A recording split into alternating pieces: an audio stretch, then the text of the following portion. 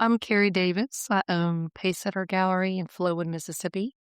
It's an art gallery, Mississippi focused with over 60 Mississippi artists and includes a lot of mediums, um, from pottery to jewelry, large paintings, sculpture, glass, a lot of mixed media and different things like that, watercolor. Um, and my medium is watercolor, acrylic, printmaking, and music, and maybe a little bit of songwriting. Hello, and welcome to Oh, for the Love of Art, where, well, do you like art? Do you like talking about art? Join us. We'd love to have you. Yeah, I actually went to school for music before art, but I had been taking voice lessons and piano lessons at the same time, getting accolades at art during high school and things like that. So I kind of was torn between the two, but I really love music. And so I started off at opera major for about 2 years. And then I was singing with a funk band and I didn't want to sing opera anymore. And I said, and I'm going to change over to art because I think I see more of a working career path with the art and letting the music be something I can do on the side where there's not this pressure to go on the road or have that be my money making thing. Yeah. And let that kind of be a little bit more of a pure art, and then let my artistry, my everyday artistry focus on the visual arts. And so I went to University of North Texas in Denton, which is a really big school. People come internationally to that school. So there's a lot of competition to be seen. I know around here there's a lot of smaller schools and people get to spend a lot of time with their professors. That is not how it was. So you really had to do a lot to stand out, and you had to really push yourself. But there were also so many professors that if you wanted to learn something, there was a guy that did that. And a lot of times smaller schools, whatever their, your emphasis is going to align best if it's something that they do. And so it was great I got an art education and studio degree. It's great to be able to take multiple classes in ceramics from different professors and have a little bit more of a wide range of understanding of mediums and how they work. I went to that university. Their art education program had this funding from the Getty Institute, and it's something they did nationwide. Multiple colleges did that. And also they pulled in art teachers that were existing from schools and brought them in to do the training for them. And it was about multidisciplinary art. So it taught you how, when you created lesson plans, you might tie it to history, to some moment in history, and then what the art was going on at the time, how it was tied to history, how it was tied to math when you're doing ruler's perspective, different things like that. So every time I thought about teaching art, I thought, okay, well, what was happening in Leonardo's world at that time? What was the political, what was it like politically? What was, what inventions had just happened? What was he doing? So it was like all of a sudden, I guess the attitude is, art is made because we are a community of people. We're trying to express ourselves, and we can't separate and pull that out from, the important things of the day. And so you start to look at it as a whole of how people operate in the world, instead of let's just learn about these painting strokes. And their attitude too is you need to learn aesthetics, you need to learn art criticism, you need to be able to talk about art, and understand a lot of things about it, and be able to tie things together. And they felt that would make anybody that was learning art through school more educated about art. And not every person that takes an art class in high school or junior high is going to be a maker. We're makers, so we think oh, get me in there, But some people, they're like, I'm not really that great at the production part, but they could really get into art history and go to school for art history, Right. or, art criticism, art therapy. So many things that, might have been left out if you were just learning to draw. And so I really like that. Cultures, different cultures, you learn about cultures all over the world, how they made art, what were their reasons through history. I loved it.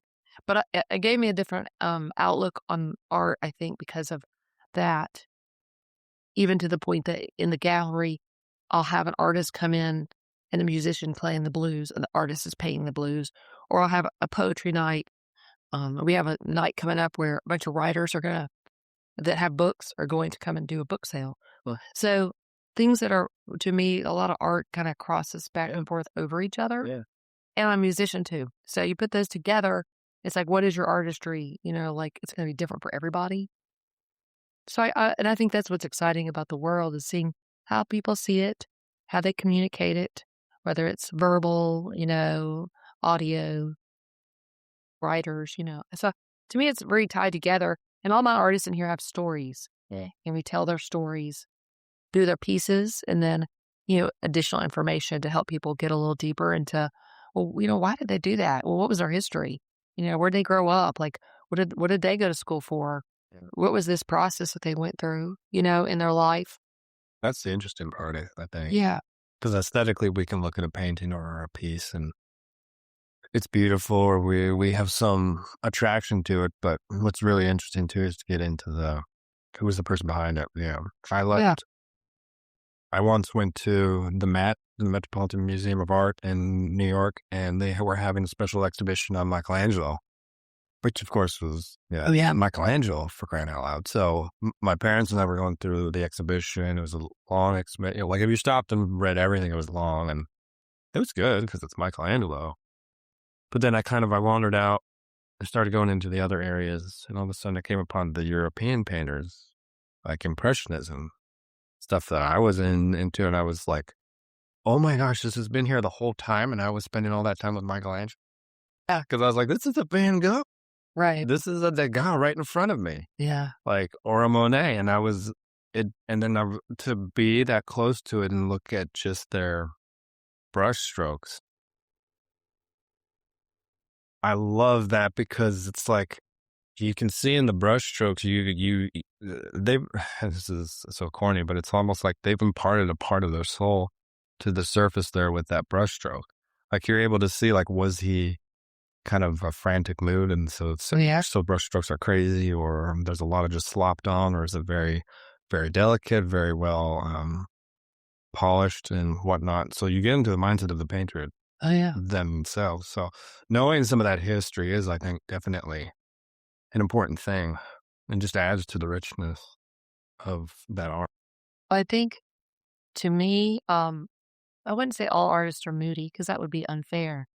But I would say that we are affected highly emotionally. Like when things happen in a certain way, it just fills us up with this feeling, this strong, strong feeling, whether it's really positive or really negative. Right. So you get kind of that roller coaster of both because you're like an open wound of like taking things in and then it has to go somewhere. So you're like, well, let me make, after this experience or these feelings, I need to get this out myself and express it in some way.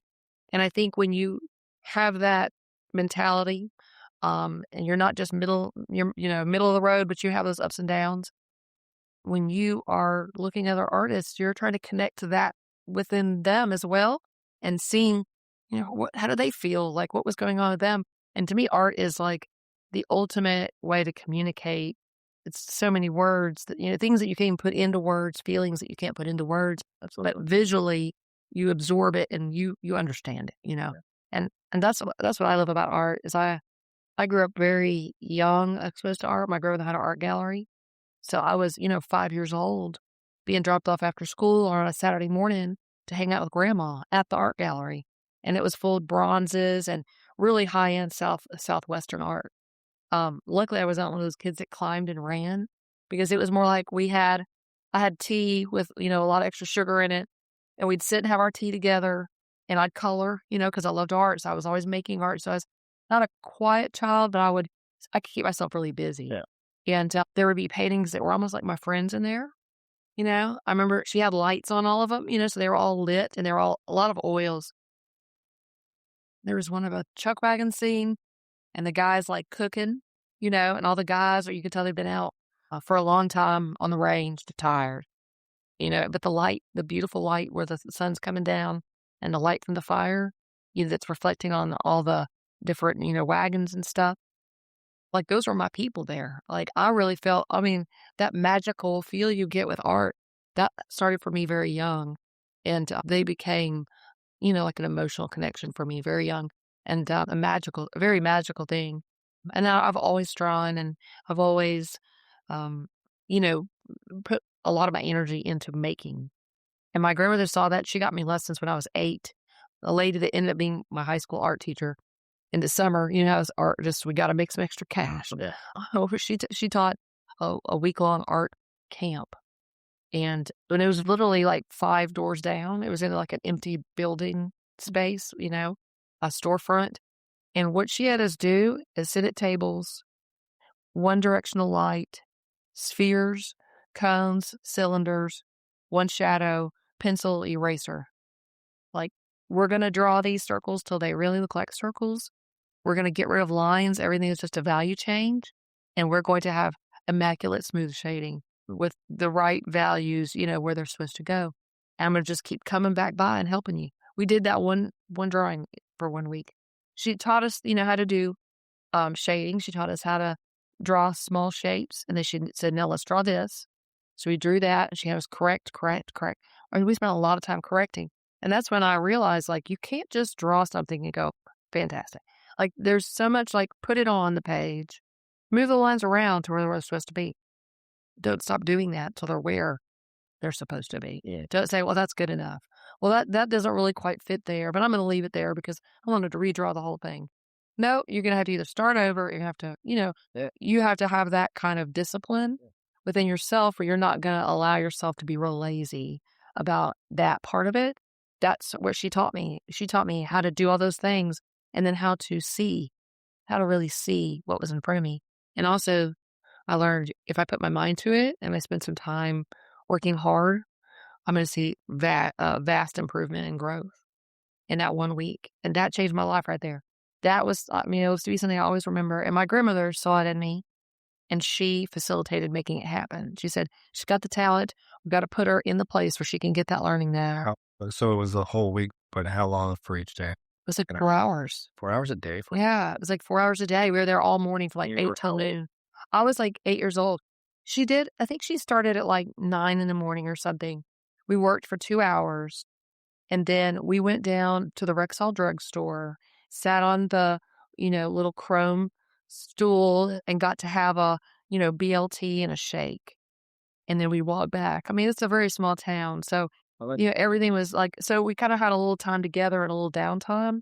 And then we go back and then we, so it's probably like maybe an hour and a half with an hour lunch in the middle, That's so cool. It was really cool. And then she was my high school teacher. So I knew she was a family friend too. My parents were friends with that family. But that teaches something great too, which is the work ethic, which you've touched on, and what's really expected. Because if you're a kid just growing up like, oh, you're good at art, keep doing it. Yeah. There's no direction as far as like, well, what's kind of a good amount of time, or like how hard do I really actually have to work? Like you said, do you just say, oh, that's good enough? And you can say, oh, that's just good enough. Yeah. But then you're going to get that result. Right. You might not be happy with it at the end. Yeah. Because it's your own self saying if it's good enough or not. If you're lying to yourself and it's not good enough for you and you're saying, oh, it's good enough. And then you come back later and you're like, I should have fixed that. You'll never not think that. You will think that. You'll then should have figured that. Hate that. Yeah. You're going to hate that piece. You're going to be like, oh. Yeah. If I'd only. Yeah. And I think that was a big deal to me that an adult told me, yeah, you got some natural talent and that's great and all. But there are all these things that are specific to the process of art that will make it more successful or less successful. If you apply your energy to it, you will be better at it. Yeah. It's not this like you said, like, people will tell children a lot, oh, you're so good at art. Look at you got this natural talent. And now basically they're looking at themselves and comparing themselves to their peers. Yeah. But your peers, might not be that interested in art. So you might look like a shining star, but do you really have any skills, or are you just kind of winging it and having fun, which is great too. But to start to actually build real skill is going to stay with you through your lifetime. That's really what I teach a lot of kids in the gallery. I have a youth class. I only do 6 students at a time. I have a youth class. I have 2 teen classes and 3 adult classes. That's all I have time for right now is those 2 days. And then in the summer, I do 7 weeks of summer camp, 5 days in a row. And that's what I tell them. I said, "This is what worked for me to get my confidence, to learn that when I work hard and I see growth, it makes me realize that that's what it takes. Have someone teach me a little bit about how to think about myself in a positive way when things don't go right. Because it's really easy to get discouraged or, have this sense of I have to have perfection, beat yourself up about it. And then all of a sudden, you're not in any kind of mental space where you need to be making anything because you've just been so mean to yourself. You're frustrated. You're really not into it like you were when you were all excited and starting. So I talk a lot about that mental space, how we talk to ourselves internally. And that is so important. I don't think kids get taught that. There's so much screen time and time that's not spent talking about how do we think, how do we get ourselves through tough times, Right. And so I have students that have come and worked with me. Their parents knew they were really into art and talented in art, but they also didn't speak or didn't know friends, were so shy and just unable to communicate other ways. Very nonverbal. I think I have 3 right now that have either been that way and then they've gotten a little older, kind of grown out of it in their junior high years. But that's been part of their journey was to have this safe space where they can come and no one's expecting them to talk paragraphs.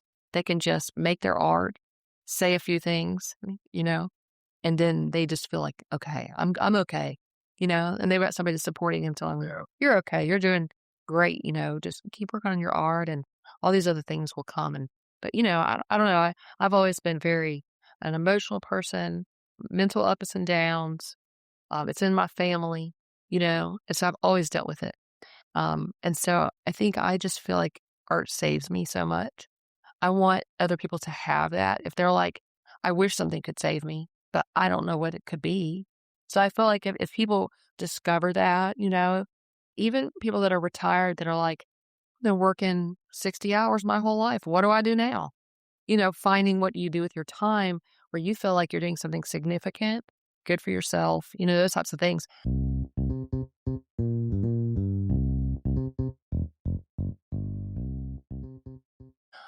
Like art just pops up in your life and saves you so many times. At least it has for me. So that's kind of one of my things with a gallery is I sell a lot of art.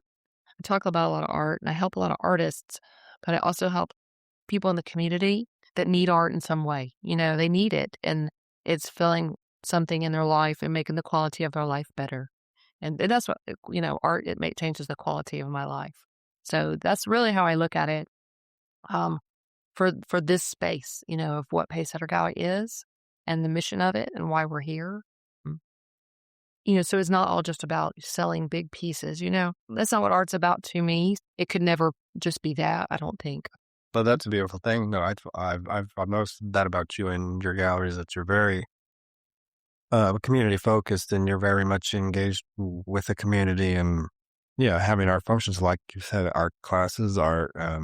Yeah, you're mixing music and a live painter, and you're very much into art education too, and that's a great thing because I think going back a little bit, yeah, when a child is being told, "Oh, you're good at drawing, keep going," whatever, that's great, and they can have that as a recourse in a safe place. But when they don't really have any direction, that's freeing in a way. But I think it's also a beautiful thing to show them direction, like you're saying, or what the discipline is, or yeah, maybe spending an hour and a half, maybe spend days on just one thing Yeah. and giving them those tools so that they can go back and then that safe place for them could be even more of an amazing place for them. Yeah. And Yeah. they can learn from that and grow. It's like a musician learning their scales. You could sit on piano and play around. Oh, that sounds good. Once you've learned all your scales, you go, I have all the tools. I can, work with this. And I remember being young and, drawing a person as a child does, your eyes, your face, and going, this does not look like a person. And I don't know how to make that better. Like, where do I go for that knowledge? Who's going to give me that? And then, we all feel as artists a little bit of that syndrome, that little imposter syndrome.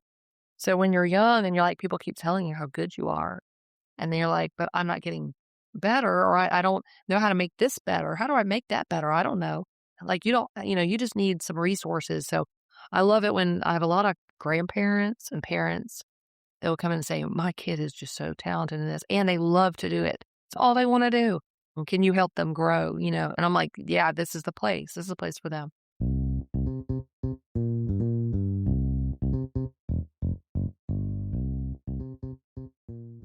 So I love that aspect of it. And I really love Mississippi as a whole. I'm from Texas originally. I grew up in South Texas. That's where my grandmother's gallery was. Um, and then I went to University of North Texas in Denton and taught school in the Fort Worth school district area, right in the Dallas Fort Worth area. Two different schools for 6 years for middle school, and I love teaching kids for that. And then I had 3 sons and stayed home with them for about 8 years. I did have a mural business during that time, and did a couple of other little artistic type, part time little things. And then I decided I wasn't going to go back to teaching art. Um, I didn't, at my last school that I was at, uh, they were putting a bunch of kids in like a sixth grade rotation class, where you would have music for 9 weeks and then art for 9 weeks. And which isn't, there's, nothing wrong with that. That's a good exploratory class to see what people want to do when they get to junior high. But they put like 40 kids in there. And so it would get to be where they were put too many kids in your class. Well, that's just an elective. So that was always a little bit, I got a little burnt out that last year. So I was happy to be able to stay home with the kids because I felt like, when you have little kids, your part is in caring for them.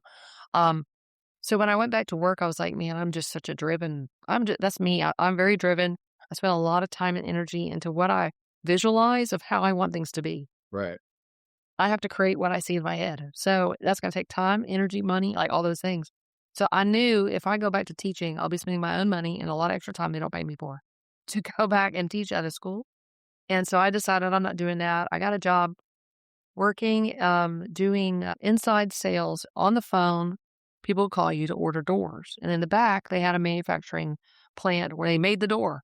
So you had to know what side it opened, where the hole was, all these really tiny, tiny little things. But because I had an education degree, I knew how to teach myself very easily things like large amounts of information. I was good at organizing that and in being able to have a system to pull from it. So I picked up on that really quick and became the manager of the department like within 8 months. And then heard that there was, and I was there for a few years, and then heard that there was somebody quitting one of these big wholesale distribution businesses, and he was not happy with his job, and he was going to quit it. And we sold things to this business. We made doors for this business, and I said, "Well, hell, I'm going to apply for that job." And so I called the his regional manager and said, "Hey, I want this job." And the guy said, "First of all, like, I don't know how you heard about this job because this job is not available, as far as people know. And really, we haven't put it out there yet. Like, how are you so in the know?" I said, "Because this is my industry. I know it. I want this job." And so I got an interview and I got the job. And I had never run a multi-million-dollar company before. Like, I had worked in sales, managed that group, knew some warehousing, knew some trucking from that, that from being under the guy that ran that other business. And they gave me the job. And so I pulled up on that location and I'm like, there's my warehouse that I have to run. And there, here's my operations manager and my, warehouse manager. Here are all these people that, I have, just like I did at that door place, I have to learn this business inside and out quickly, methodically, and that's what I did. And it was like being just thrown into it. But they gave you the keys and they were very hands off. They let me run it. They didn't. Yeah, like I saw my regional manager a few times a year. We were very profitable. We had people at the corporate level in every area, whether it's credit card, machines, tax, anything up to warehouse safety, all those things. So I learned so much about big business, how to run a business, how to run the P&L in a business, sales, marketing. Like we did marketing for contractors and builders, so how do they get their name on the side of their truck? How do they get their brand out there? So that was about 6.5 years. Yes, yeah. Yeah, it was, about 16 hours a day. I was on the road all over Mississippi with builders and contractors, calling the branch going, "Why is the truck, at this location so long? He still has 3 more stops." So and so just called and is asking when he's gonna get his stuff. So it's always like that. I loved it because I'm real driven, but I was like, it was a lot. It's a lot. And then I took my birthday off, which is end of December, and I was the boss. I was just like, "I'm taking the day." So I took my birthday off, and I live close by where the gallery is in the Rankin County area, and I wanted to do something artistic because I was like, "I'm starving. Yeah. I'm just starving for my art. Like, I can't Yeah. fit anything in." And I had a very high level of stress and anxiety for the amount of money I had to close every month for that business. It was a lot. It was a weekly phone call with the regional manager about your sales numbers. Like, it was, that kind of thing. And so I took the day off and um, tried to find something around here to do where I could be with other artists, be with creatives, make something, be a part of, some art community, and there was nothing. Yeah. And so I was sitting in a parking lot somewhere not far from here, and I was just kind of put out. I was like, somebody should be having a gallery here where they focus on Mississippi made products and art and a place where people can meet and do things together and have that. I'm listing all these things that somebody else needs to do. And then God was like, "It's you. You have all the skills." I mean, you've been running his business. You have the business side. You have all the art side. You have the gallery background. You have, like, there's nothing that you just listed that someone has more skills than you do. Because I was thinking, oh, there's somebody out there that has more skills than me to fit these criteria. And when I really looked at the criteria, I said, no. So it was a kind of a scary moment because, I am a religious person. Mm, I grew up Baptist. I've been Methodist for a long time. I would say I'm a very spiritual person. And it just wasn't, there's been a few handfuls of things in my life that have happened where I was like, that wasn't me. Like, that was God Right. saying, guess what? Yeah. Your life's changing in this way. Um, and that was that moment. And so I just decided, okay, like, I will go with that because that sounds like it's the right thing. Yep. And so I spent about a year planning. I got great bonuses at that job, so I took money back. I didn't take out loans to open this place. It was very expensive. But so there was a huge investment of my personal money to start this gallery and a lot of belief I had to have in myself and a lot of faith and trust that I had to have in God to just keep moving forward and keep doing that next thing. It's scary. That's Yeah. especially your money, putting all that money, Yeah. but God knew what he was doing because like you said, you had all of that experience. It's not like you were just coming from being a stay-at-home mom, not that that's wrong, but Yeah. from being a stay-at-home mom for years and years and years and like, oh, I want to open up a Right. gallery. No, you had It was tools in your toolbox. Everything was there. yeah. Not to say that it didn't take faith and a lot of gumption, but yeah, that's Yeah. Yeah. perfect. Yeah. It was a good comment, and it made me realize, like, there's a reason for all these areas where I've grown is because, artists aren't necessarily great at marketing themselves, keeping up with their inventory, talking about their work. Artists come in with different levels of skills. So for me to come in with these strong business skills, inventory management, I had a huge warehouse with like $800,000 worth of material in it. Now I have like a very small warehouse in the back with just slots for art, but I sell a lot online. We have 2,000 items that are online that are artwork in this gallery right now that has to be managed, shipped, all those things. So it's like a microcosm of that big business that I ran. So I feel like I'm much more organized maybe than most art galleries are. And also, all of my operations are very tight and very efficient. So I'm able to go teach, you know, do these other things and make my own art too. So all of that stuff combined kind of happened that way. And so I spent that time before I opened, I'm thinking about what I wanted the gallery to be, creating my logo, getting my website started, like all the things that I knew I was going to need. It gave me all that time. It was right in the middle of COVID too. My grandmother who had owned the gallery and she traveled a lot. She took me and we traveled a lot when I was young and probably my biggest mentor. She lived like a few miles down the road from me. And she passed away when she was 96, not of COVID, but during COVID. And so there was a lot of that thinking about our relationship, thinking about my life and how I was inspired by her. So I named my gallery after her gallery. Her gallery was called Pacesetter Gallery. So I named my gallery after her gallery. I thought, setting the pace for the arts, that is what it's about. So her gallery was named after a painting. Lyndon B. Johnson, the president, had, was no longer the president. He was, years after that. He he was commissioning some art from this oil painter named Melvin Warren, and he wanted like 10 paintings, big oil paintings, Southwest paintings. And he got to about 8 of the paintings being done, because, that takes a long time to paint those paintings. He got to where Melvin had painted 8 of those, and he ended up buying 2 other existing Melvin Warrens to go in this room that he was making. And so there were 2 up for grabs. So my grandmother bought one, and it was called Pacesetter Cattle Drive.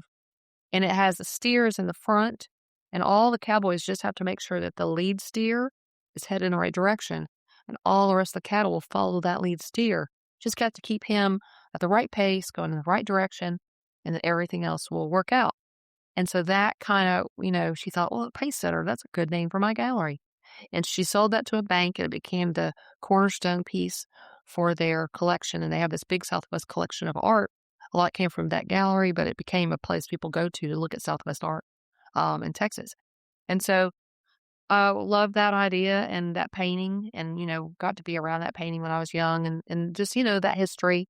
I looked up my grandmother's gallery online, and she was like early 70s through early mid 90s. It was like about how long her gallery was open.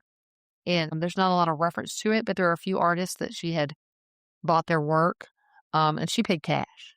Like, she didn't do any consignment. It was everything cash. Yeah. I mean, and these were high dollar items. You just bought from them at their price. Yes. She turned around and sold what she thought. And she made good money. She knew what she was looking at. Yeah. She worked with specific artists. My grandfather had a little Cessna plane, and they would fly to New Mexico and Colorado and go to see the Indians and buy Indian jewelry and pottery and meet artists where they were in Santa Fe, explore. They would explore the art world and go find these artists where they were and give them opportunities and hand them cash money. That's so cool. And then, so over the years, she had people that their career started because somebody was funding it. Like, you cannot be a self-sustaining artist if someone is not funding you. Either you're really good at selling to a lot of individual people, or you have some major collectors or people that are gallerists that are believe in you, and they're going to help you by, moving your pieces. And I think that really spoke to me. She said, put my money where my mouth is. I believe this is going to move. I'll take the risk. And she paid them. And then they were able to keep making. And so there was a reference to a guy that he wrote in there that was a person that helped him. He had a gallery of his own, I think in San Antonio. And he wrote that she helped him because when he was a young artist, she bought his work, and it let him keep going and grow. And he was able to open a gallery of his own. And so I said, well, I want that Pacesetter name to be more than this footnote from this guy's, story. I want it to be part of my whole family's story. My Aunt Donna and my dad are the 2 kids from my grandmother, and they're very, very proud of me, and they believe that she would really be proud of me too. I think so too, yeah. Yeah, so that's a big deal to me. Yeah. Like, I think about that a lot. Yeah. I do. I think about it a lot. That's awesome. I think so. You've done so. Of course, I follow you, and you've had some of my work here, but you've done a lot, and you do a lot. You are very driven. You're all over the place doing interviews.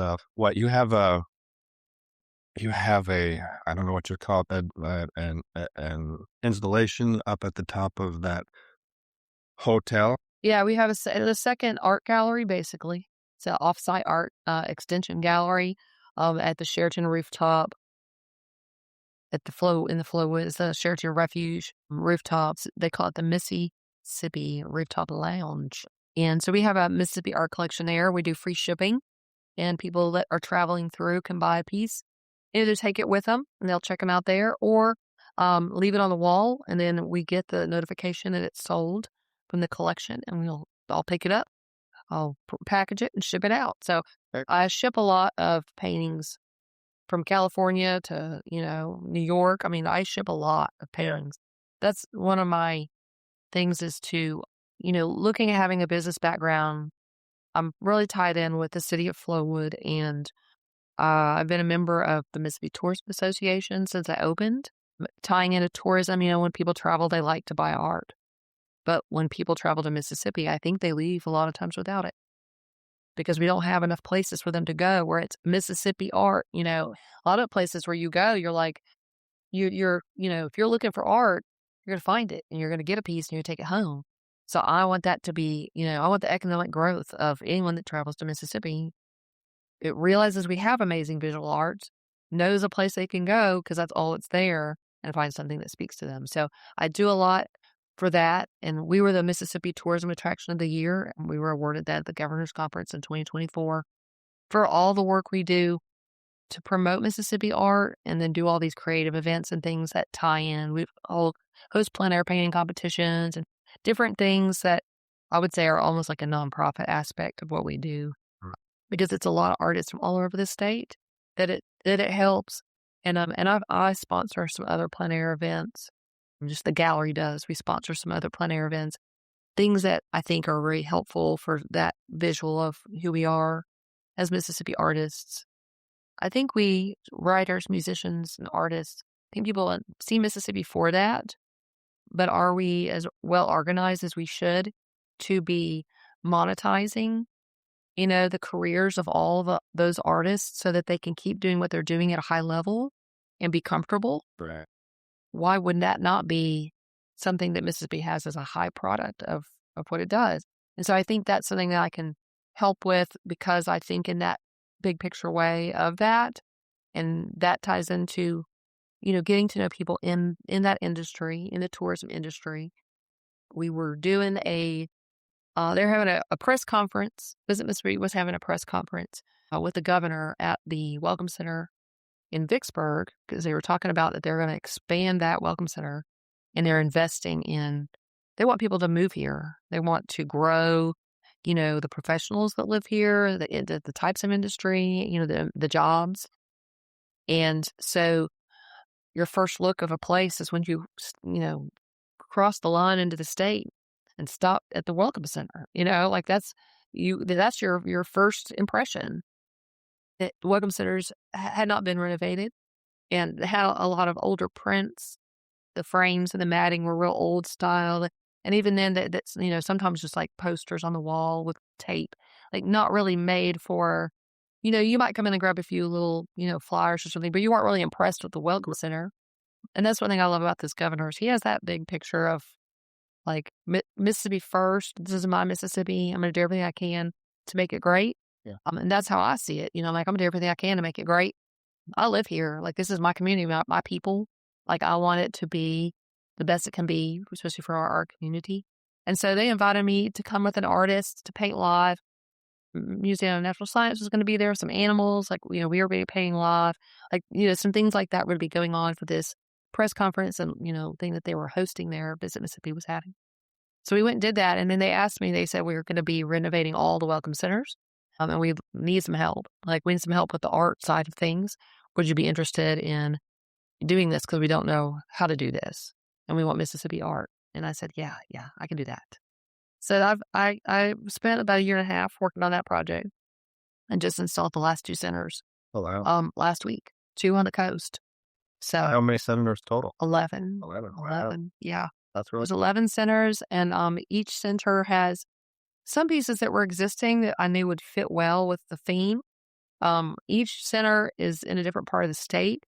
And so I found regional artists that I didn't know. I went and found them and hunted them down.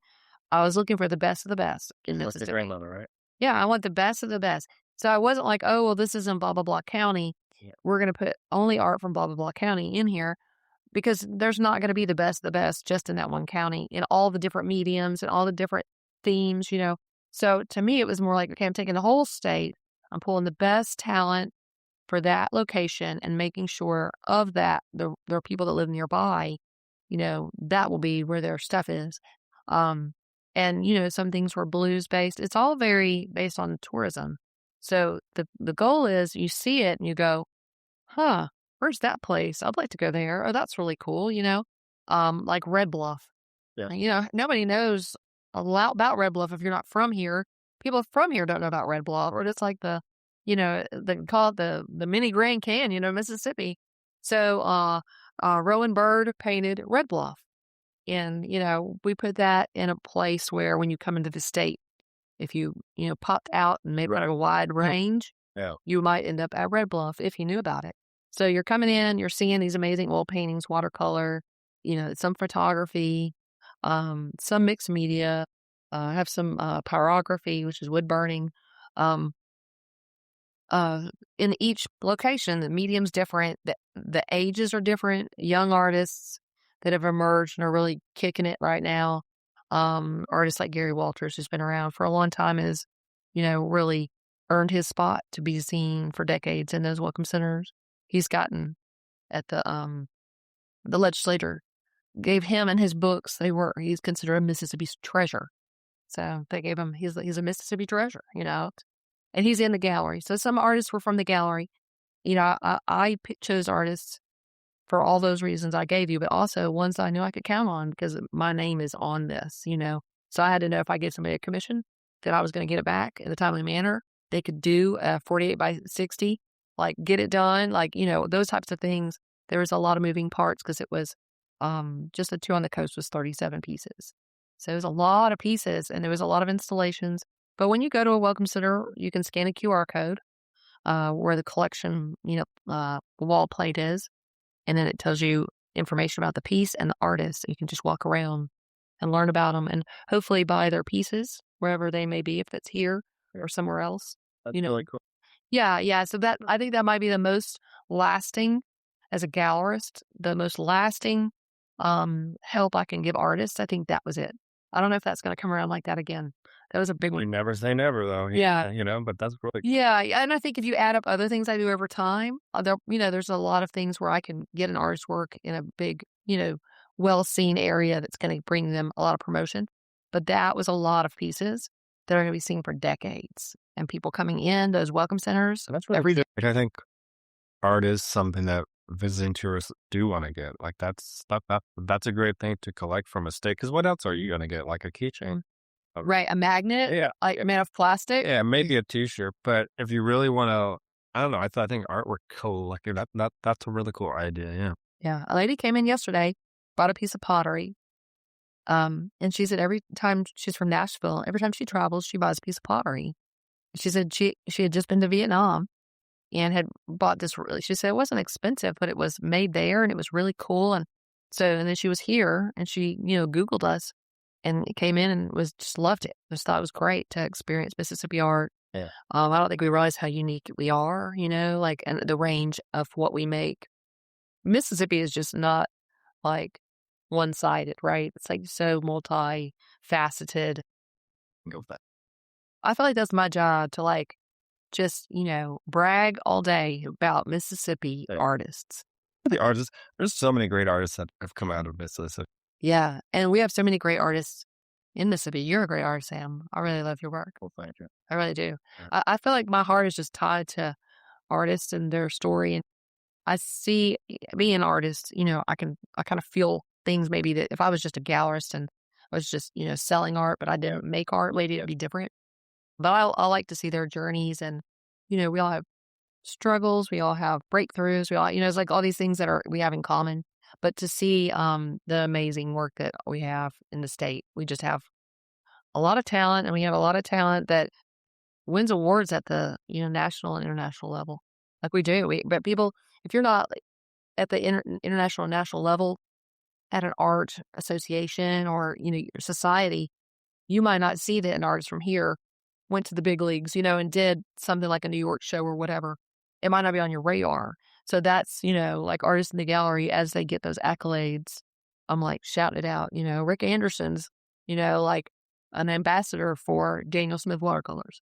Like if there were a NASCAR patch to put on your shirt as an artist, he would be covered with these NASCAR patches for these different, companies that are like, having him do workshops online because he's the best of the best. Go into Italy and be asked to go to Italy every year with this big watercolor group, from one of the most famous paper brands. Yeah. So stuff like that is like, Very cool. well, think about how great we are. People don't think about that stuff in general. I think the majority, the average person doesn't really, we think about art, but we think about like mass pop art and what's out there, what's on Instagram, what's on the television, what's on Netflix right in front of us, which is all great too. Yeah. I'm not negating that, but people don't, there's so much more to it that we don't even realize. Even us as artists, we kind of get stuck in our own world and Yeah. what's going on in our art that we don't even realize what's going on, the richness all around us too. People come in the gallery, my artists, when they come in, they will leave their purse. They will leave, like if there's one piece they're picking up and they're dropping off 6, they'll leave that piece. They'll leave their paperwork. Like every time they leave, I have to go and gather their things because they get absorbed and like you said, they're in their own world with their own art and they walk in here and everyone else's art hits them like a hammer. And they're just like, oh my God, they start looking at everything. Artists are great gallery purchasers. I've had an artist bring me a new collection and it had trees in it. She's a fantastic tree painter, Linda Peters, and buy an artwork from the wall of a tree from a different artist and take it with her. Yeah. And I'm like, that's a tree lover. That's an artist tree lover for you. Well, you got there. Have what inspires you because that's what people want on your wall. My wife sometimes puts up some of my work on our walls because, well, our walls are bare or she just needs something. But I'm like, that's all well and good, but I kind of want to see someone else's stuff or something else. Yeah. Because I can look at my stuff till I'm blue in the face. I call it like warehousing. Yeah. You want it off the floor, Right. on the wall, so it's safe. It may not be like match your couch, but for right now, it's going to go right there. Yeah. So there's nothing wrong with that. Yeah. So I guess I'm just kind of maybe tying all that in that like when I opened the gallery, it was with this wide, big concept of helping artists, making my life about something that I felt, we were going through COVID. I opened the gallery right at the end of COVID. Everybody wanted to get out and everybody wanted to make their house their own and their space their own and invest in their space because they were in it so much. So it was a good time to open, but it made me think about my life in a different way that, who knows how much time you have? You better stop messing around. You better do the things that are important to you and you need to do them right now. You don't need to be afraid or any of those things. Just do it. Like get on it, do it now because you don't know how much time you have on this planet. You just don't. So you better do it. You better get involved in what you love and don't make excuses and be kind to yourself, but give yourself some goals and some things that you think are going to make your life worth living. Yep. And not just live in in a repetitious, non-connected way where you're just like, go to the grocery store, I do this, I do that. Like that is, you're going to regret it later going, why did I ever pick up a paintbrush? Why didn't I ever, audition to be in a band? Why didn't I, if you want to do it, you better do it. You've got to do it or, there's no one to blame but yourself. So that's what I've been learning recently too. Like I turned 40 not that long ago and I was like, not that 40 is that old. It's a big one. But that's a big one where you're like, I'm about to tee off on the back 9. Like not high up your way. It does go that way. Before you know it, you're 40. And before you know it, then you're 60. And then before you know it, so like you said, yeah, like the kids say YOLO, but it's true. Like you only live once. This is your life. If you've always wanted to do something, no one else is going to do it. You got to go do it. This isn't the practice round. Like this is it. You're in it. You're doing it. What are you going to do? And I would rather see, I also I like to push myself in ways that is terrifying. I want to be somewhat terrified all the time because I feel alive. I feel like I'm making decisions and choices for myself. And I'm either going to do great or I might fail. And if I do fail, failure is easier for me now because when you have a business, you might go, oh, I'm going to invest in this type of marketing. Maybe I'll put an article, an ad in this magazine. Well, that magazine might not be, the people are not looking at it, or, maybe it's not as popular a magazine as you thought it was, or maybe it doesn't reach the people that you're looking to reach, but you're going to learn from it and you won't place an ad in that magazine again. So you have to have failures to learn where to, and that's the same with art. You have to make a bunch of crappy art to make good art. You can't just make good art. It doesn't work like that. You're just got to throw yourself into it and be yourself and express yourself and then sift through it and then refine. And I think that's the same thing with, owning your own business as an entrepreneur. You bring in your set of skills. You've got some things. I'm a big D&D nerd, by the way. So some things, like you have a +2 in your constitution, or you might, you have some extra bonuses in there. But then you have some things where, this is not as high as it should be. And it really shows up when you're in situations where you're like, I realize now I have got to get better at that. Like that is a key thing that needs to be improved, and whether it's speaking in public or whatever it is, you have to learn those things. But so I learned to not be so hard on myself, to not think I have to be expert at everything, but be realistic about where I need to grow, Do you think, because I think I'm like this, and I wonder if a lot of artists are, I think a lot of people see art just as being kind of fly by the seat of their pants and just doing this and this and that. But I don't necessarily, like, yes, that's true. But I also think it's true that for me, it's like, I have these ideas in my head of what I want to do, whether it's a piece of art or whether it's with my life. I want to maybe have this goal or do this and that, but I'm not going to act on it for a long time, probably.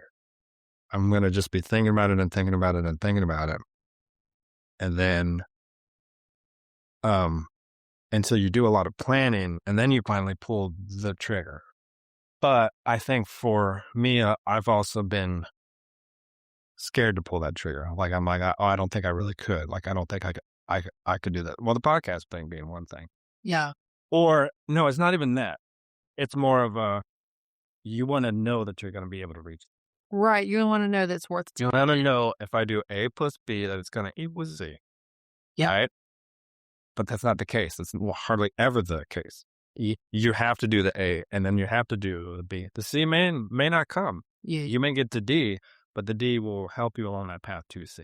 Or you might go, you know what? Once I got to this point, didn't need to do D. I need to go way over there and do E, and then come back and do F, and then come back and do D later. No, until you start that A. Yeah, you have to start somewhere. When I opened the gallery, this room had concrete walls. It had orange slat walls. It had been some kind of like a cell phone repair place. And so, I had to paint it, build it out. Luckily, I had a contractor I had worked with who did big apartment complexes, and I had done a lot to help him anytime like he needed something. And I was like, if we don't get this, it's going to stop us from finishing whatever. So we got to know each other really well. He said, let me come in and do your build out. He said, I'm already working on 2 apartments. I'm just going to send guys to you. So from the floors to, putting in these floorings, I watched paint dry, different samples to get the right color of white. The lights are the most expensive thing you ever invested in a gallery.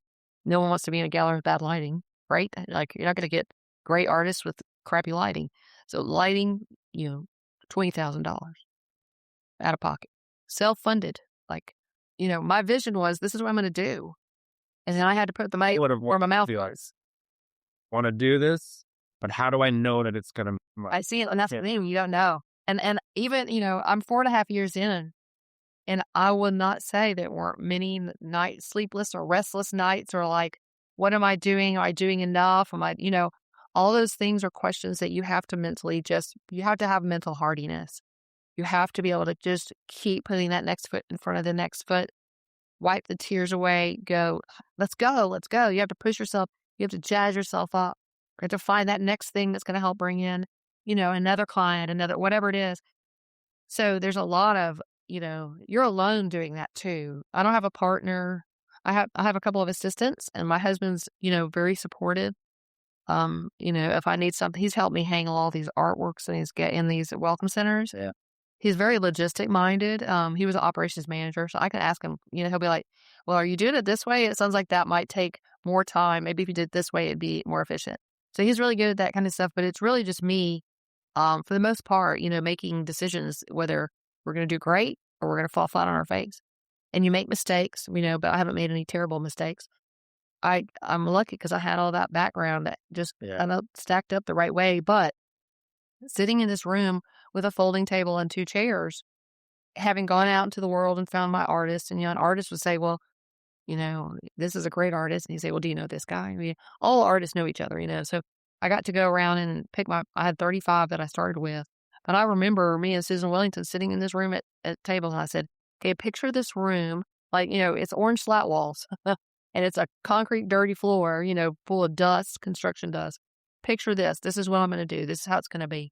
She was like, I'm in. And so I have a core group of artists that have been with me from when I opened. And I've got 60, around 65 right now. I have one more potter that's going to be coming in next week. What, So, what's their name? well, I don't want to go You won't- into that yet because we haven't signed a contract or anything. So All right. they're coming in and I'm going to see their work and then we'll, go from there. All right. But that's, that's where it started is me showing everybody the vision, people getting on board with the vision and then making the vision happen. And we've been Best Art Gallery for 4 years in a row. There's just things that are benchmark things. What do you think lends itself that makes you the best art gallery in the area? What do you think sets you apart? I think it is my deep love of art that I show people that it's in my heart. I think it is a sense of inclusiveness to people and that I am a bit of a hard rock punk girl kind of, I love all kinds of music. I wouldn't say I'm a punk rock singer, but my heart is punk rock. I rail against elitism to some extent because I feel like it excludes certain people from being allowed to be part of art. If you treat it in this elitist way that's only for people, of a certain whatever, you pick what you want to call the limiting factors. To me, there's a bad name that's been given to galleries. You see it on movies as stereotypical, nose in the air, don't have time for you, you don't know enough about art. Like you see that on any movie where someone walks into an art gallery. Like it's so stereotypical. So obviously it's earned in some way, right? Like it's not like it's unearned. But to me, so I spend a lot of time when people walk in the door, I'm looking at their shoulders. Are they tight? Are they not looking at me? Are they worried that they don't know enough about art until you have walked in the door? There's a nervous factor of not feeling educated. When people do not go places that make them feel stupid, why would you do that to yourself? I'm not going to walk into an IT convention and start talking to people there. No, like they would be talking about, all these things. I'd be like, this is not my place. So that to me is the most important thing, that people feel connected when they come here. I grew up in an art gallery. It was like my home. So I want people to feel at home. I want them to feel connected to the art. Maybe if they've never connected to art, maybe this is the first time for them. Maybe this is their aha moment with art that they never understood why people bought art or liked art. I want them to be off their phone and have a moment of like really slowing down and connecting and all that. I think our lives now with the technology and stuff are, getting a text message, getting a phone call, getting an email. It's like you don't even realize you've put yourself on this gerbil wheel where you're just running and running. And then that's not a good life.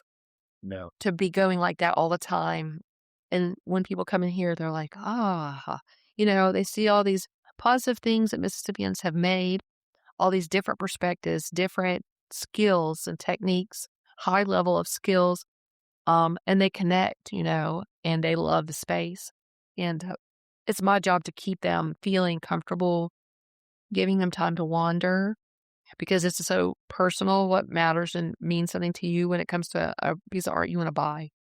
I'm not a hard salesman. Like maybe I've missed a sale because of it, but I refuse to have someone buy something and leave and go, man, that person talked me into that. I never would have done that myself. It would not have been something that I would have done. And I needed that money for saving for a car. Like I'm just not going to be that person. I'm more of a facilitator to connect people with the art by learning about the artist, by learning about the artwork, by spending time with it, by looking at it a certain way. If someone comes to the gallery regularly, they don't find a piece every time they come, but they come regularly and then they find pieces for their life. They find gifts for friends. They start to become collectors.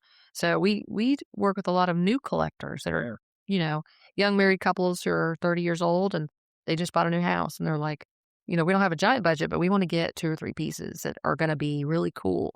and they start picking their favorite artists and get on their first looks email where they're seeing their work come out. So it's a bit of a process, because there are some pricey investments when it comes to buying art. See, that's what would make me so nervous as if I owned this place was like, I would have to see a result. Like, what's the money coming in? But that's not what this place is necessarily. Like, of course, you're about the money, but it's about the art, and it's about getting people educated about the art and appreciative of the art. And like you said, they might not find something this time. You, Getting them on that email list, and that's very cool. I just don't know if I could do it. I think if you believe in your mission, and you put that first, and you don't put the money first, you put the mission first, and you put your goals, and people see what the mission is, they will be behind you 100%, and all the rest of it will come together because you're doing the right thing in the right place, and it's going to work out. There's so many big box store type things where you don't really feel like you matter to them. You're just a blip on the screen. You're just another dollar in the pot. And when I grew up, my parents, greeted the people by name that had the small stores where we lived, and their lifeblood was based on the connections they had with people in the community. And so that's really the way I look at it, is that's the kind of place that I want to run. And I don't want to have a gallery so big that I have to hire a whole bunch of people and I'm not able to be here face to face with my collectors, because there's a huge level of trust, when you're saying, who I carry, why I carry them, and saying that this is a good purchase, So there's a huge amount of trust. And so your collectors want to get to know you, Right.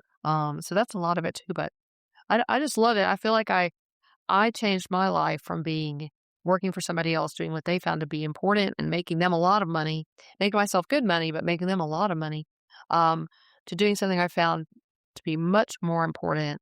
And it's changed the look of my day-to-day life, There. where I get to meet people like you, Sam. Like, we've gotten to know each other, like I feel like we connect, and I keep an eye on what you've got going on. You know what I mean? Like, I feel like I've got all these connections with people that I find to be very meaningful. But you guys have added that other job. Not at all. Not at all. It was just and I had customers that loved me because I worked so hard for them. Yeah. Just like my artists, I work really hard for them. But it's so much better to sell a piece of art and then text the artist. I had one come in with 2 new sculptures. Jules Williamson, she brought me these new sculptures. They're metal with paper clay, with encaustic wax, and then carved with all these little delicate lines. And they look like live illustrations. One is like this little hare. It's called Thoughts and Prayers. And the little hare is sitting on a rock, and he's got his hand in prayer, but it looks like he just jumped out of a book. Yeah. It's amazing. That's so cool. She's got a great skill with all these different mediums. So if she sees it, she goes, well, I'll use this, I'll use that, because she knows how to use these mediums so well that she pulls these things together. She brought these 2 in, and they were the first one. She was like, we'll see how they do. I just started making these, like you were saying, like, getting something off the ground, like it's been in your mind for a long time, and now you go and do it. And now you got to see if other people respond the way you respond. And her paintings always do well, but I had never carried these pieces from her. And 2 days later, sold the first one, And so I got to text her, and I was like, people love them, like they're really, getting attention, and people are really responding. And we sold the first one, And so that's really cool when you get to share that with an artist, that you had this plan, you pulled the trigger, you did it, you got the sale, like, See, that's keep a going. thing too, because your business is people's hearts, really. Like your business is, these artists put their heart and their soul into these things. You put your heart and your soul into these things. When your customers come, they're wanting to buy something that they can see a piece of their heart and soul. That's right. Yes. That's what this place is all about, really, when you think about it. It's very emotional based. It's very a part of people's lives. It's about people. So that's... Yeah. I think it's about, our whole lives, we're trying not to be alone in our heads and in our life. We were looking for connection. We're looking for community. Acceptance. Yeah. Like, all those things are tied to art. We're looking at things that we're feeling a connection with that artist, like an emotional, mental connection with the piece and with what, this is how they felt. This is what it meant to them. And it might mean something a little different to you, Right. but you're coming together and you're connecting in that art as you look at it with that artist that made it. And, that artist, for someone to make a piece of art, whatever they're looking at has to be important enough to them to spend 30 hours painting it and drawing it and all. Like, it has to be significant for it to become an actual artwork. It's not just, oh, I'll just paint this random picture that doesn't really matter. Something matters enough for them to really want to sink into the subject matter, the style, the feeling, whatever that is. They're kind of obsessed about it enough that they really have to make it. And so when then all of a sudden somebody comes along and they are also obsessed as interested in that same thing, and they come together by looking at that art, and that's where that viewer artist connection is. Artists will never know that that person had that experience. If they buy it, sometimes I'll find out why somebody buys something, and they'll share with me something really deep about it. And I always tell my artists, hey, that person bought that to give to their, one time I had a print, my guy bought it, and it was the print that's for you have your like Sagittarius, Capricorn, Pisces, and then Gemini is the twins. And this artist from the coast is a printmaker and did a whole series for each one of those. And the one that was for the twins, this guy came in looking for an artwork to buy for his twin brother. And not only that, it looks kind of like him. And so he bought this this limited print of this Gemini print from this artist. We're pretty collectible too, and gifted it to his brother. And not only that, it was like only, I think he made 200, and it was like number 13 out of 200. And his brother's birthday was on the 13th. So it's like, you bought I'm like, that couldn't be more than the perfect gift. And his brother was like floored that he had found this original artwork and that spent the time to go find something. That's so cool. A lot of times you buy something for somebody, it's just something, right? Canvas, cans, all blah, blah, blah. Yeah. But then you buy something that an artist has made. It's unique. It's one of a kind. It's like, oh, that person went and found that for me. They didn't, like you said, they didn't just go to Amazon and buy me a gift basket, like some 100 flowers or whatever. Like they thought of me. They know how much I love fill in the blank, and they found something one of a kind for me. And that's one of the things we do really well. And we do free gift wrap so that we also got the beauty of the packaging, and you open it and ta-da. Like that's that whole process. I think that makes your heart warm when someone makes you a piece of art or, buys you something that's like that. You're going to keep it. You're going to cherish it more than, some bath bombs, like, just mass produced. Right. So I feel like, things that are made in Mississippi, it is important. If somebody buys a piece of Mississippi art, then that artist takes that money and they go to the grocery store and they go get their tires changed out, and they go, like, that money keeps circulating. If we buy something that's, made somewhere else really far away, then that money goes there, and we just send our money to another country somewhere far away instead of letting it circulate here. So I've got that business brain and I've got that art brain, and that's that economics. Oh, that's good. Growth, development in Mississippi. Yeah. Like I want people to have that heads up. Like, where are you spending your money? Do you think about it enough? Not to guilt people, but like we have to think about it because, we live here. Like, we have to keep this place going. Like, we need to focus on, at least you can go to a farmer's market and you're getting Mississippi produce. You can go to art gallery like this one, you're getting Mississippi. Like, you can't go a lot of places and be able to narrow it down, like where the stuff was made. Sometimes you have to buy Remus paper from wherever it's made. Like, you don't get to choose, but here you get to choose that you're going to buy gifts. Right. And they're Mississippi made, So some of that is that business side of my brain. But that all has to do with the gallery. But me as an artist, I paint in acrylic. I'm in my gallery, and I'm also in a gallery in Little Rock called the Showroom. So I've been in that gallery for about 3 years.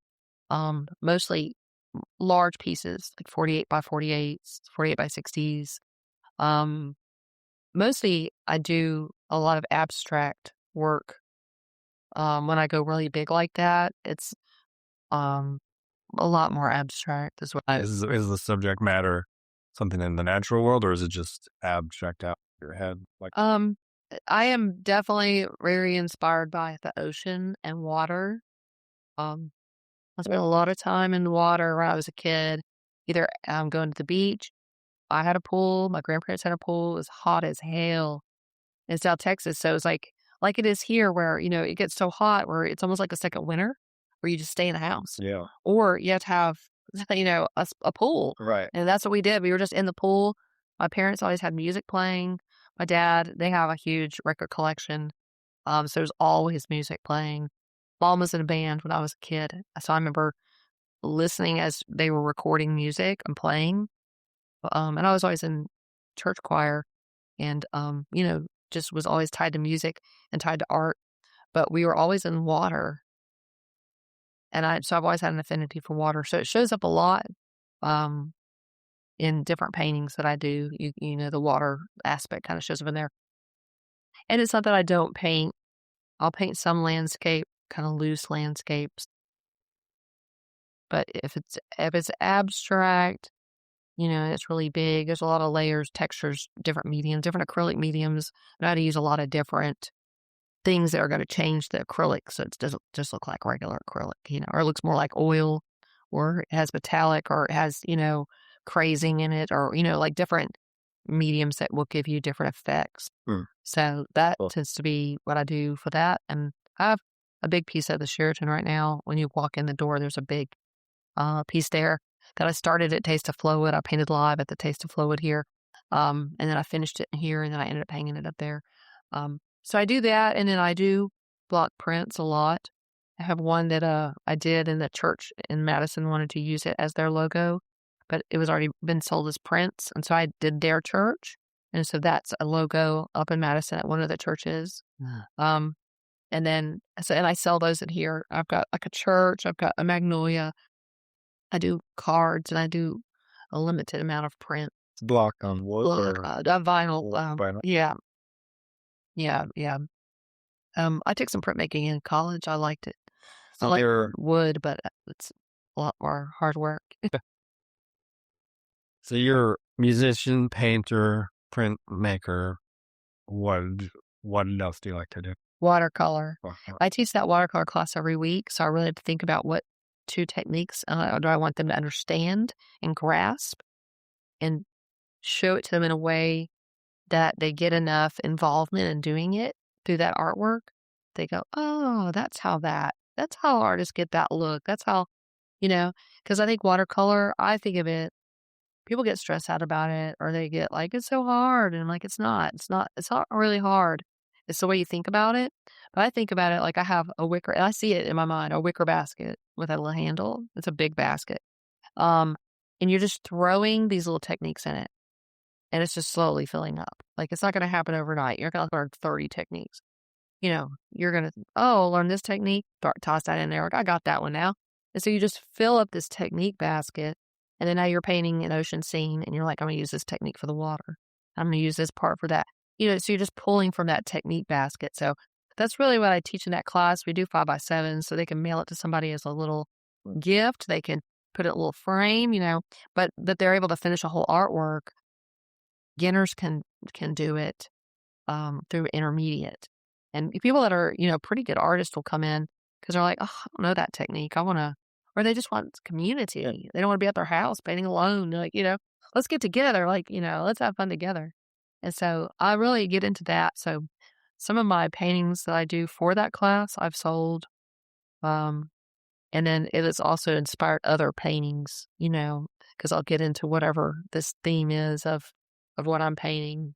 And so I'll paint bigger ones and more of them or whatever. Do you have a medium that you prefer the most? I don't. I think that's because I have an art education background.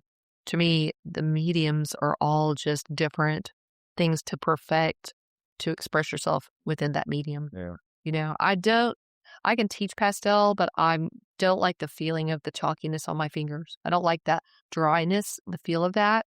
It's more of a feeling thing on my body. Yeah. I don't like it. There you go. Yeah, so I don't like it. So I don't choose it. It's not something I'm going to pick. I like the way it looks, though. I have some great pastel artists in here, but I don't really want to put my fingers on it too much. I'll let them do it. But yeah, and even my acrylic, I like to do kind of watery sometimes. I'll do it kind of loose. Mm-hmm.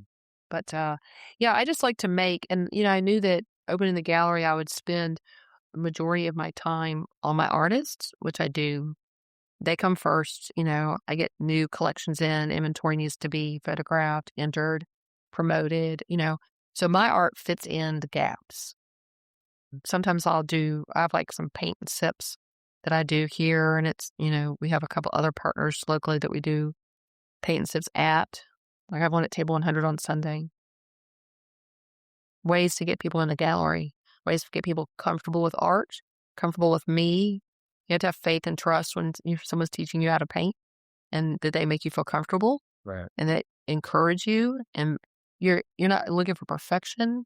You're looking for putting your energy into it and seeing what happens. And so a lot of people do that when we have classes, and they see it, like it's a process. It's not like, nobody's expecting Michelangelo. Ta-da! Right. It's not like that, but you're picking up skills, and we don't teach things that are watered down, crafty. We teach a couple of skills that are going to be something that you're going to grasp, and you're going to feel like you have added to your ability level, and you kind of have an aha moment, like, wow, I did that. Do you find that a lot of people and kids these days are coming in here expecting to, because we all have Instagram.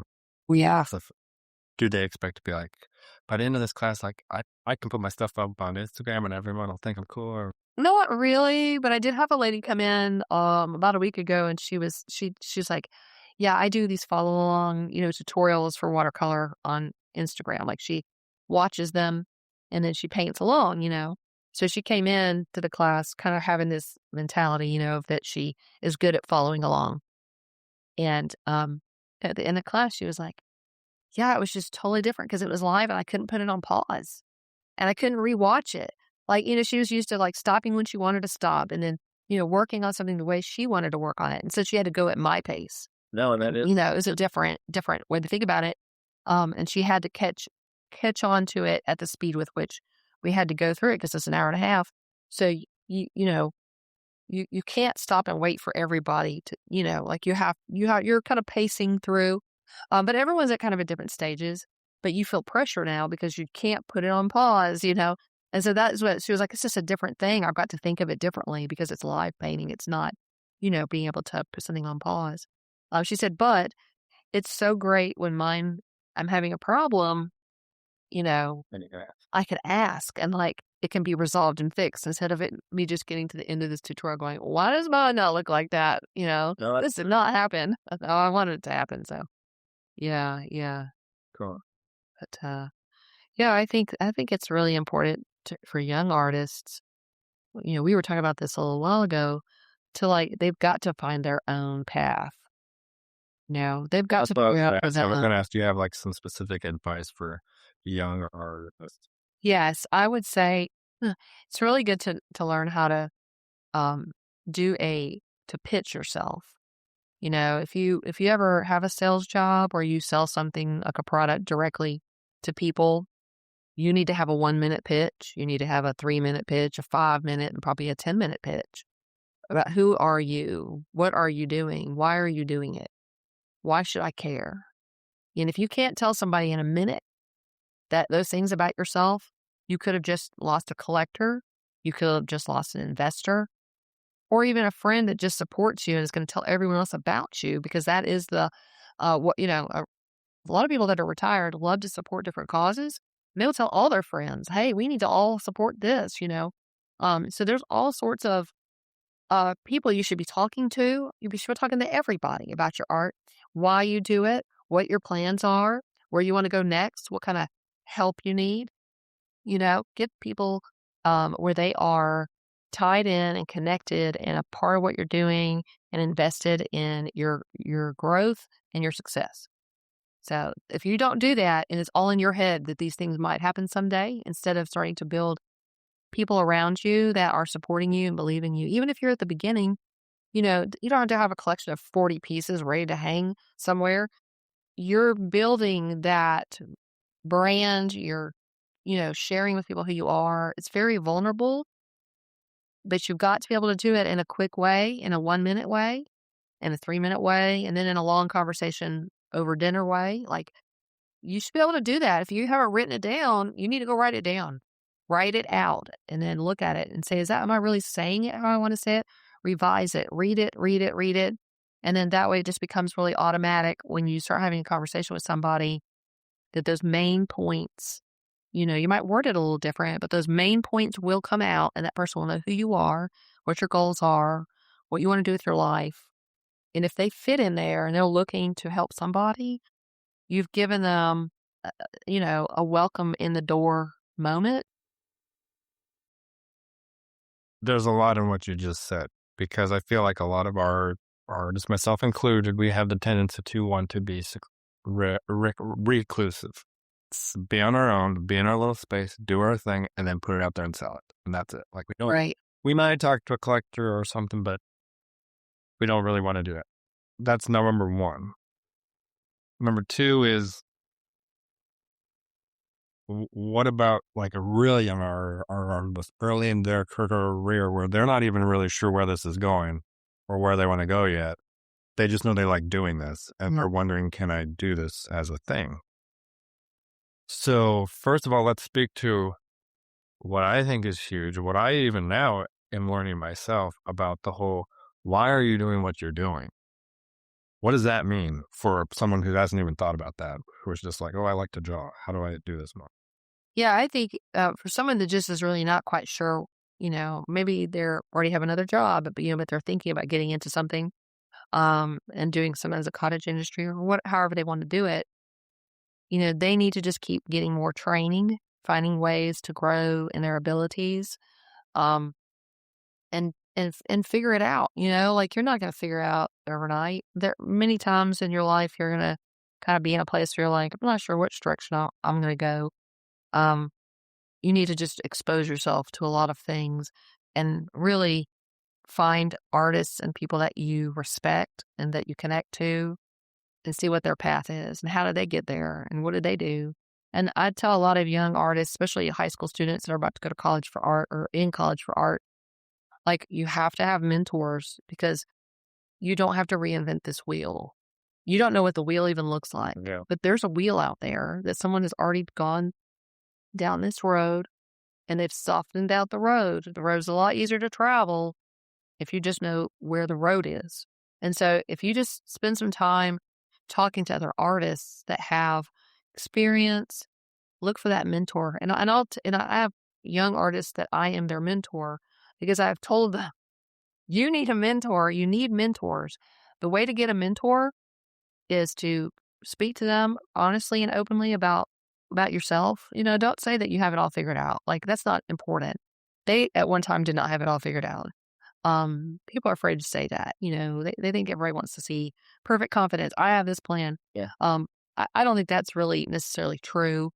Sometimes that vulnerability and the sense of imperfection leads to a conversation that is more real and honest. Yep. So, you have to be yourself. You have to be honest. You can't. Some people are really good tap dancers and they're out there selling something that's not even real. And I'm like, you've got to do yourself. That's like a disservice. Like you're lying to yourself and everyone around you. Yeah. That doesn't work real well for me. Once again, that's that punk rock girl, like, no bullshit. Like, no. Yeah. That's what I'm learning more about too, is because just my own personal experience is that I'm so much a person that looks at other artists or looks at people that I want to be like, or I want to emulate their success. And so I'm trying to look for, okay, well, then I guess I should do it that way. Or maybe I'm trying to figure out, how should I be? How should I be? If I want to be successful, how should I be?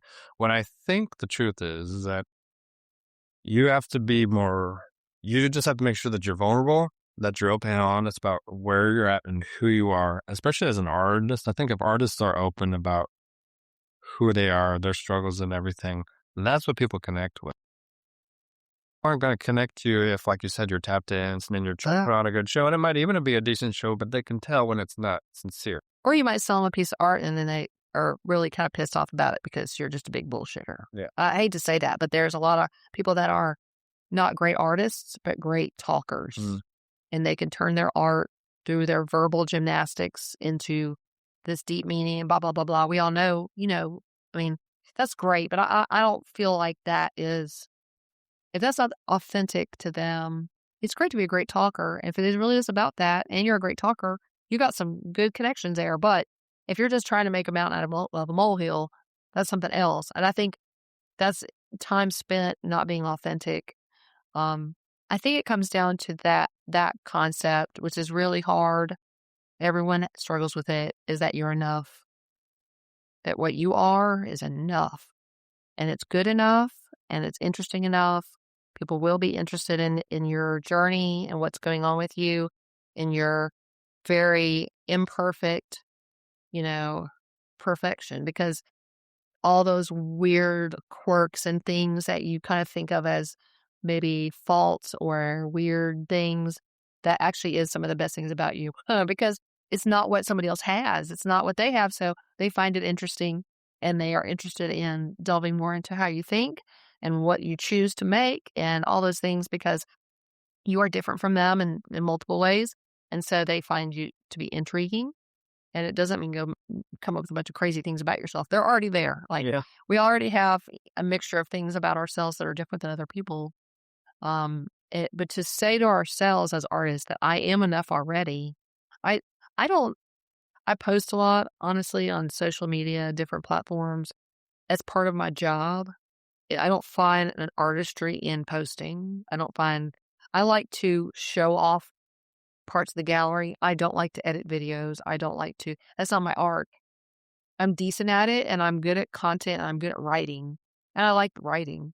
But I don't feel like going on social media and looking at all this vast amount of information of all these different things is going to make me able to choose for myself what I want to make. Like, it's really probably going to get in the way because I'm going to compare and contrast. And that is really bad for you. It's really bad for you. If it's something where, oh, I want to learn this technique and you see somebody on YouTube do this technique, oh, that's great. You're learning something. If you're looking at someone going, oh, they have all their stuff together. Look at what they're doing there. Look at how they're doing this video. Look at all of a sudden it becomes all this comparison and you're just frozen up. So I really don't spend a lot of time just surfing, looking at other artists on the internet. Like, I'll look at artists or Mississippi artists because I want to know about what they're doing because I'm keeping up with them. But I don't compare myself to anybody. I really don't. I'm 51. That's a long time coming. That's not something like, oh, I've always been that way. I've always been strong-minded. I've always had a vision of where I want to go and what I want to do. And I do know in the past I've been like, oh, so-and-so's doing blah, blah, blah better than me. But I don't really get hung up on it though. I think the older you get, the more you are more comfortable with yourself. But I think too, I'm unapologetic now. Like, this is me. But I think it's because of that. Well, I mean, I think it's from the experience. Yeah, From the experiencing of realizing, like, oh, all this stuff that I thought mattered doesn't really matter, it doesn't. or no one really knows. Yeah. So I'm just not gonna worry. Yeah, I will make a piece of art and either other people will connect to it or they won't. It's as easy as that. Some things are very subject matter related. Like, I would say, like photography. You know, People take photographs of things. Someone is going to be connected to it because emotionally they're connected to it, or the place that's involved. They have history with it. Something is going to pull them in. The beauty of the light and the values in the photography. You can't call what that's going to be, and you can't call how many people that's going to affect. It might be a very small, narrow group of people, and those people might not ever walk past your work. You can't control that. None of that is in your, box of things you can control. So all of a sudden, when you realize that, then well, I guess I'm just gonna have to do me because I can't control those other things. I've let go of a lot of things that I can't control. And I can't control what other people are making. I can't control if someone likes their work more than mine. I can't control any of that. None of that's me. So I've kind of offloaded things that don't make me happy. And that is one thing, looking at other people's work as some kind of comparison. I'm surrounded by my artist work all the time. I know their work really well. I know, how they think and how they struggle too. I mean, people have up and downs and a lot of life things that will happen that throw them off their game.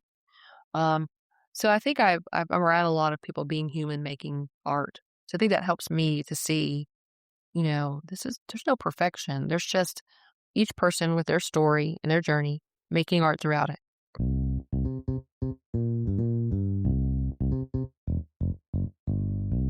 Do you think it's valuable for artists to look at Instagram or do you think it's valuable for people to look at what sells and then tailor what they're doing towards that? Or is it better to just do what's in your heart?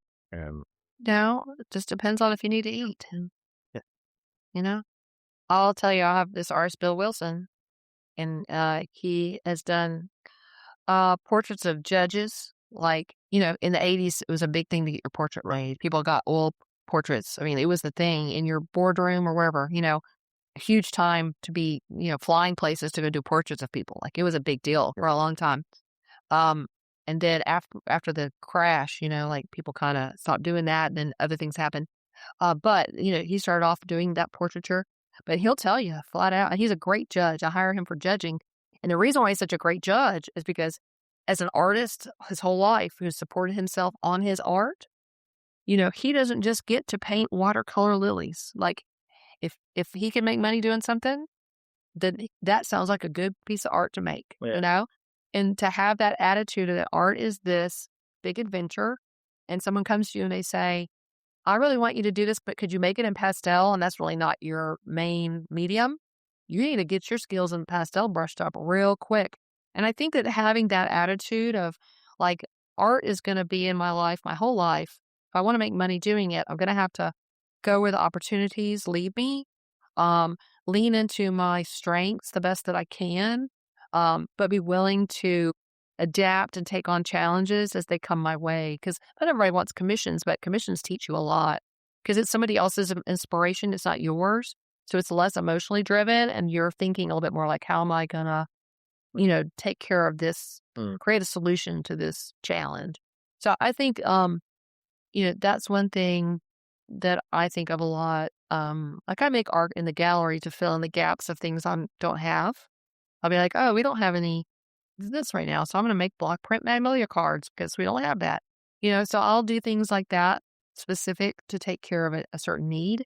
But if I'm going to paint and enjoy it, and it's going to be just my stuff, then it's just going to, be what I want to make, and it'll sell or it won't. And if I have certain things that I make because I know they're good sellers, then I make those as well as part of that art making. And I enjoy making them, but it's not the same as just like unleashing the beast on a canvas and doing just me without worrying about anything else.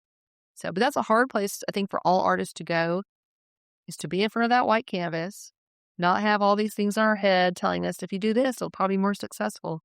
And just like saying, I'm enough, I'm going to do me, not worry about it, and just do it and go, That's a hard huge thing. Yeah. The more you make, I think the better. Yeah. If you have a good habit of making every day, or you put aside a certain amount of time in your life, there's an ease that comes to your own work from that. If you can only work like once a month for like 2 days, that's harder, I think. Yeah. I think so. That's what it was. Well, for me, for a while, I was getting out like maybe once a week to the studio, and sometimes that was the hardest thing, was just getting out there. But I knew after a while of doing it, like if you just physically go out there, it'll come, or it'll be good. You just got to take those steps. Just go do it. Just walk in the room and pick up the brush. Right. The expectations we put on ourselves as artists can be debilitating and freeze us up. And I think that, because, like I was saying, like I have things emotionally, I'm an emotional person. I have ups and downs. I feel really strongly. So I've had to learn to live with myself. Like we all have to live in our heads with ourselves. Sometimes, we're like, they don't want to be in here with me. But, you learn how you handle things. And if you can learn to kind of tweak some of that stuff, like certain ways you speak to yourself, certain things that you need to stop saying, you need to cut out, like things like that is really important. What are you doing to get in the way of your art making? Are you watching the Instagram before you go into your workspace? That's not a good time to be doing it. Like you should have internalized ideas 2 days before or something, and then now you're just thinking about what you want to make, and like, disconnect yourself a little bit from what other people are doing and just kind of get into what you're doing. And you'll enjoy it more, I think. So I think there's stuff like that you just have to learn yourself and how you operate. Everyone does differently, but for me, the older I get, the more I'm like, I don't care what other people are doing. This is what I'm doing.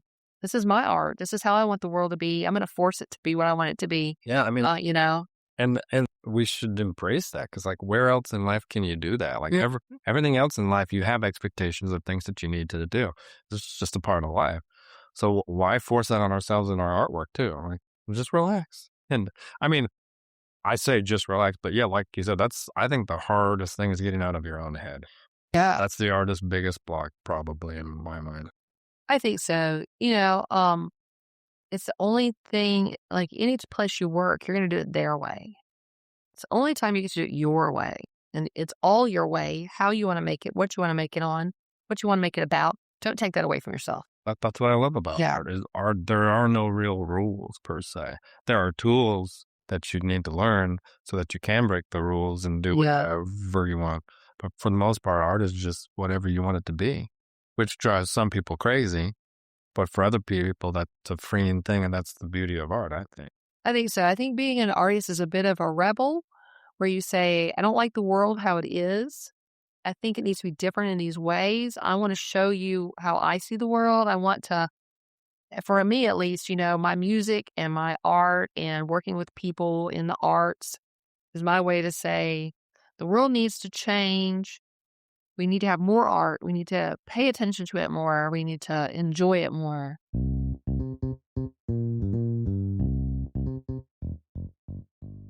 Thanks for letting me come on today, Sam.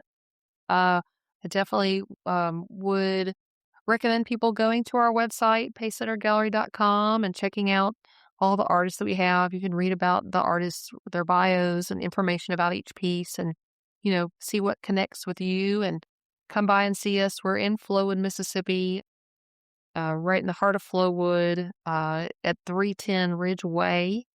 And we're open Monday through Wednesday, 10 to 6, Thursday through Saturday, 10 to 7.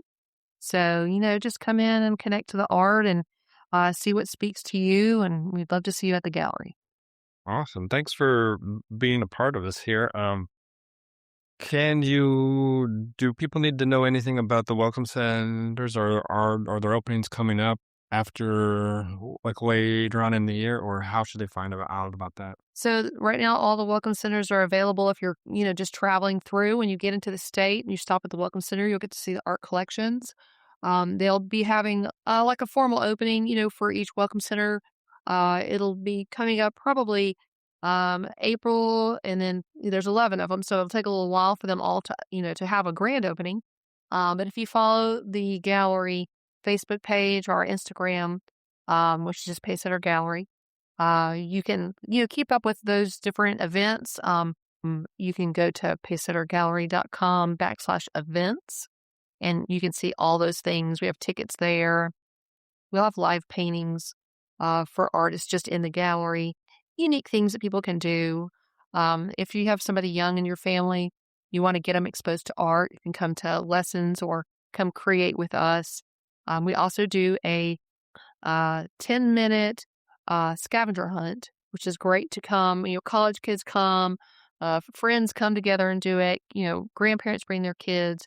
It's a great way to get a little deeper into the art collection, have a good time in the gallery, and everyone gets a prize. So cool. Yeah. Very, very cool. And those things just happen periodically? The scavenger hunt, you literally walk in the door and go, we're here for the scavenger hunt. We just have it updated to whatever the current collection is so that you can enjoy the collection. It's just a lot of people that will come, once a month on a Saturday. They'll just pop in and go, we want to do the scavenger hunt. Yeah. So how often do you rotate that? Like, every week we're just adding new questions and taking some off if something sells. We've got to, refresh it. But it's a great way to get people connected to art, make them feel comfortable with the gallery setting and enjoy it. And just get them kind of acclimated, and it's something fun to do with friends. So awesome. Mm-hmm. Very cool. So the website is the main hub where we can come find everything that you're talking about out here. Yes. From there. Great. Yeah, absolutely. And thank you for having me, and thank you for being such a supporter of the arts in Mississippi. Well, thank you for what you do. This is great. This is an awesome thing. And I hope that our listeners will take a look. Yeah, some great conversation. Thanks, Sam. All right. Thank you. Oh, for the Love of Art with Sam Bishop. Produced by Sam Bishop. Theme music and incidental music by Arc Music. To find out more, go to sambishopworks.com. If you like what you heard today, please like and subscribe and share us. Thank you for joining us.